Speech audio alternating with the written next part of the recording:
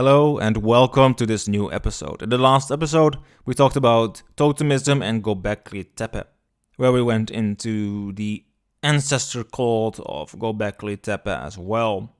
Now, when it comes to ancestor worship, in hunter-gatherer societies, ancestor worship is often based on the belief that the ancestors continue to exist in the spiritual realm and can influence the lives of the living. Ancestors are seen as important sources of knowledge, wisdom, and protection, and they are believed to have a special connection with their living descendants. In some societies, ancestors are also believed to have the power to intervene in the affairs of the living, either for good or for ill. Hunter-gatherer ancestor worship can take many different forms, depending on the specific cultural context. It may involve offerings of food, drink, or other items to the ancestors, as well as the performance of rituals, holding a communal feast or ceremony designed to honor and communicate with them.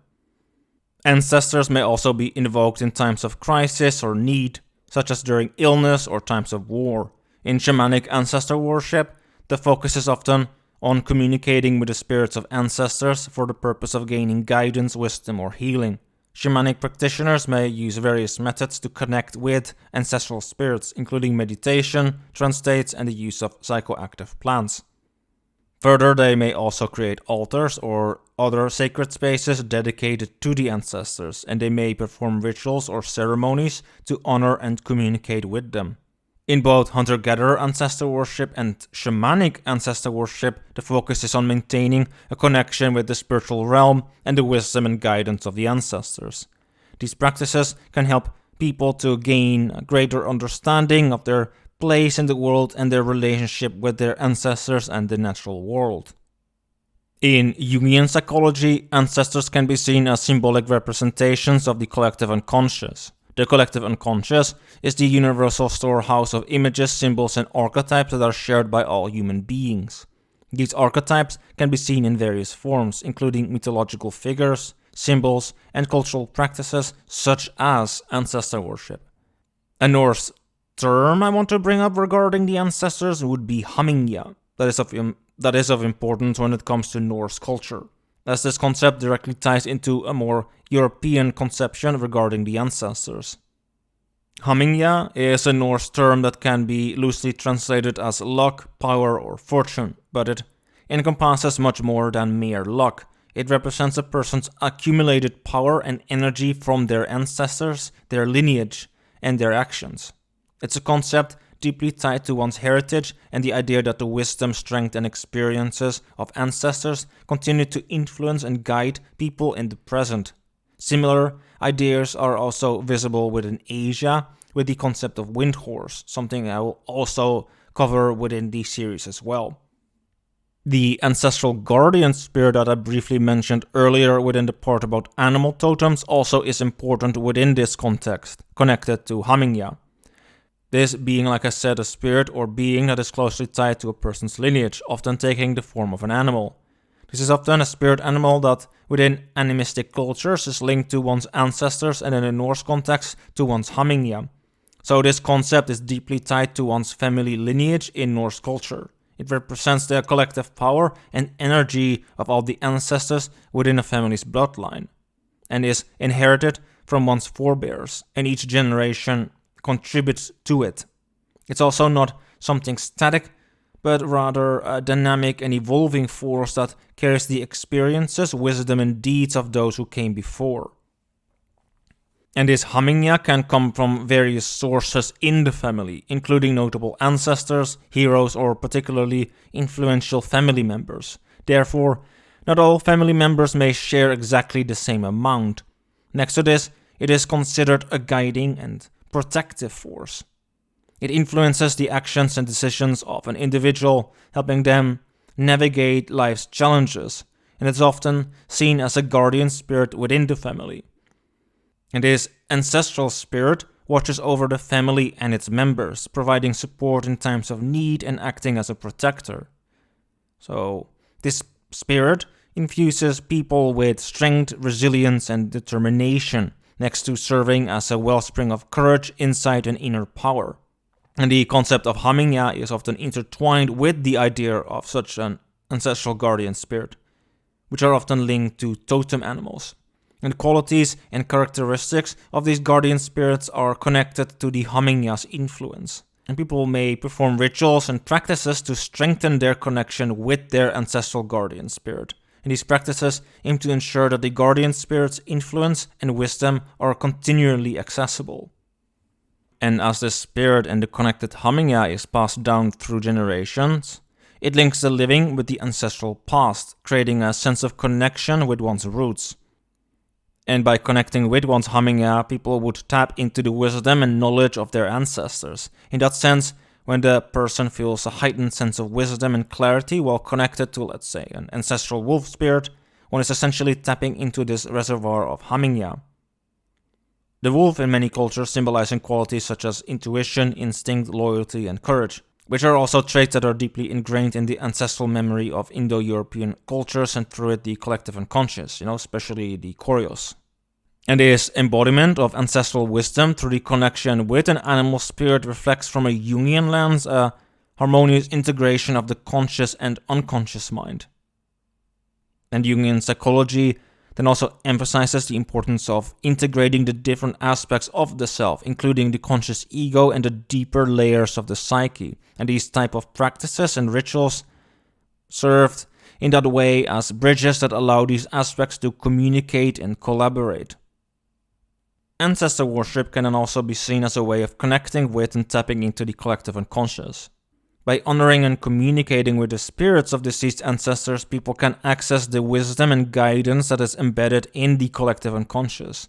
So the ancestors can be seen as archetypal figures that embody specific qualities or characteristics that are desirable or needed, such as wisdom, protection, or healing.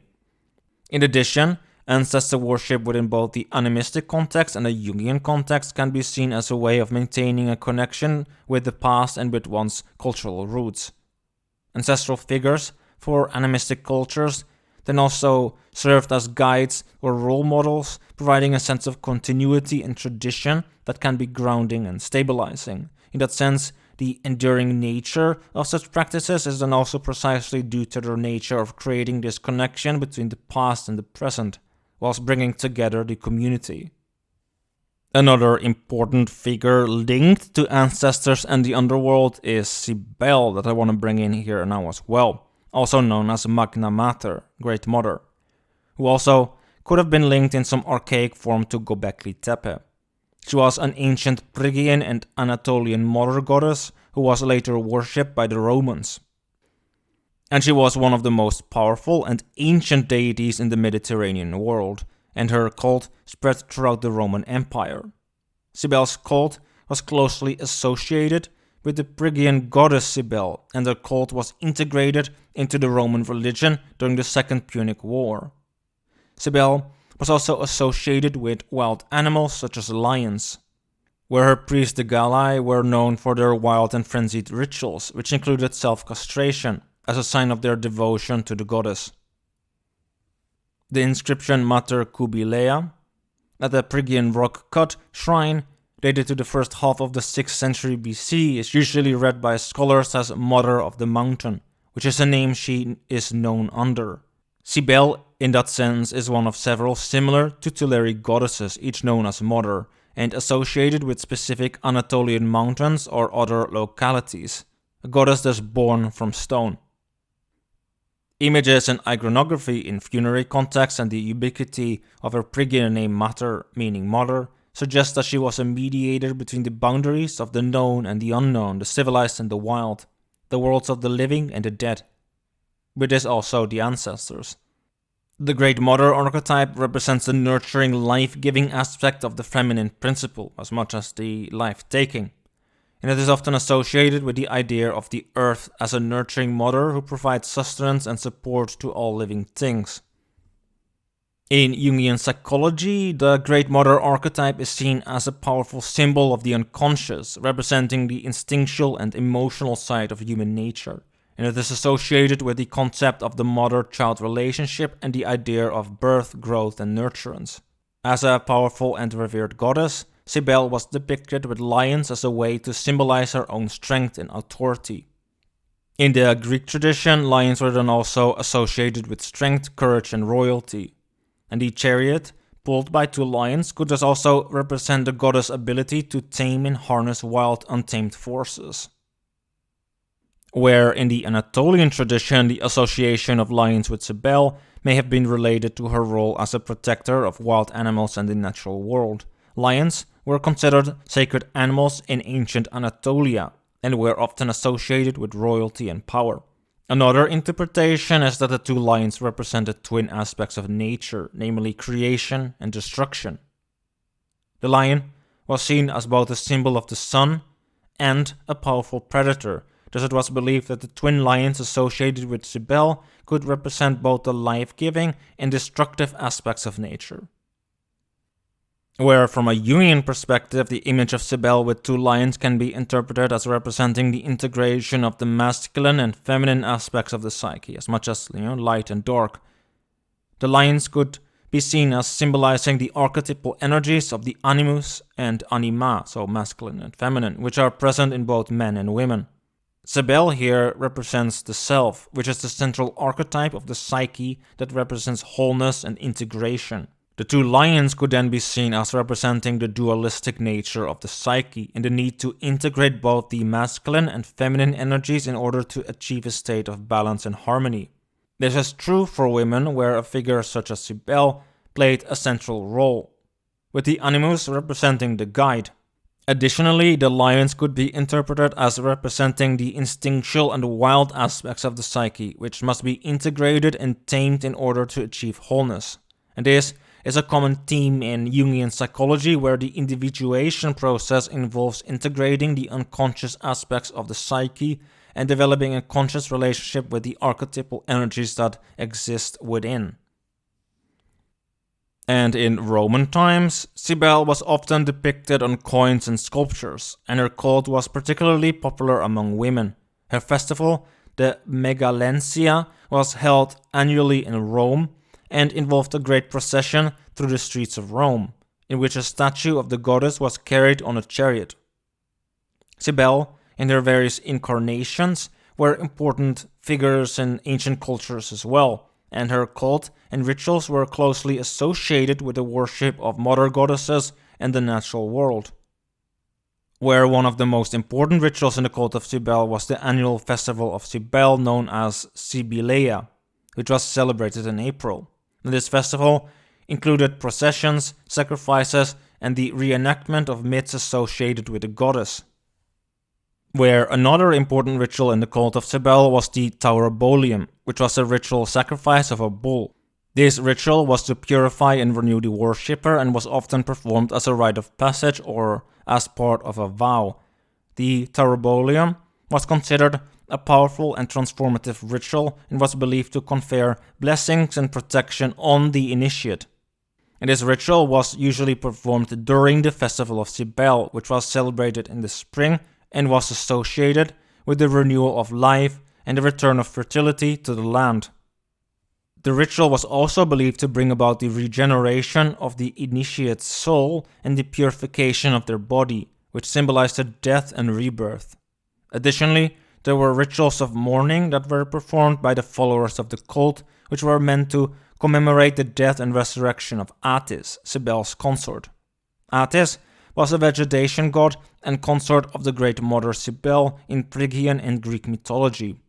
He was often depicted as a young man with long hair and wearing a Phrygian cap, and his cult was widespread in the ancient world, with important centers in Rome and Pessinus. Attis was believed to have been born of a virgin mother, Nana, who found a ripe almond or pomegranate on the ground and placed it in her bosom. From this union, Attis was born. His life was characterized by his devotion to Cybele and his self-castration in her honor.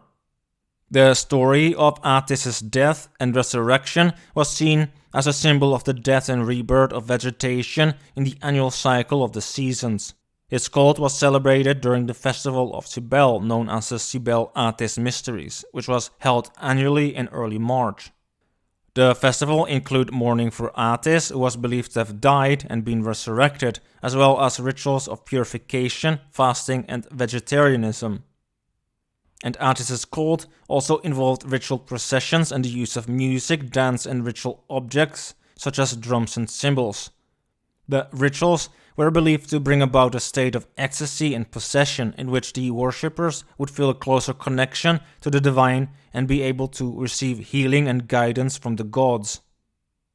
Something relevant to bring up here is that in many shamanic traditions, a shaman also has what is known as a spirit spouse. Good examples are the Ayami in Siberia and also the daemon or demon of the ancient Greeks, which takes the form of the opposite sex. This spirit is seen as a helpful and supportive spirit that guides and assists the shaman in their spiritual practices and healing work. And the spirit spouse is often seen as a representation of the shaman's own inner power and potential. Yet more than this, the spirit spouse is a source of inspiration and guidance and is able to help the shaman access other realms of consciousness, a role Attis also played when it comes to Cybele, where he was seen as her priest. Within a Jungian framework, the spirit spouse, which is seen to reside within the shaman, then also connects to the anima and animus. Carl Jung himself also made this identification. He pointed this out, for instance, in Man in His Symbols. The spirit is typically obtained through a spirit journey or a vision quest, and are said to have the ability to communicate with the shaman, providing them with guidance and protection. Similarly, Attis, as a consort of the Great Mother, can be seen as such an animus figure, and with it a bridge between the person and the self, and the wider unconscious. Finally, something I also want to touch upon when it comes to Cybele and her connected culture. These ancient Anatolian peoples spoke the now extinct Anatolian languages of the Indo-European language family, which were largely replaced by the Greek language during classical antiquity. The major Anatolian languages included Hittite, Luwian, and Lydian, including the poorly attested Phrygian. Ancient peoples in the region of Anatolia also included Assyrians, Hattians, Cimmerians, as well as Ionian, Dorian, and Aeolic Greeks. The Anatolian peoples constituted in that sense the first known waves of Indo-European emigrants out of the Eurasian steppe, as is commonly accepted by scholars. Although they had wagons, they probably emigrated before Indo-Europeans had learned to use chariots for war. These peoples were thus among the oldest Indo-European groups and one of the most archaic. This is because the Anatolians were among the first Indo-European peoples to separate from the Proto-Indo-European community that gave origin to the individual other cultures of the Indo-European peoples. So if we are to understand the deeper layers of the collective unconscious, they hold a key role when it comes to the deepest of these layers. Which is also something I want to go deeper into in the next episode regarding the Proto-Indo-Europeans.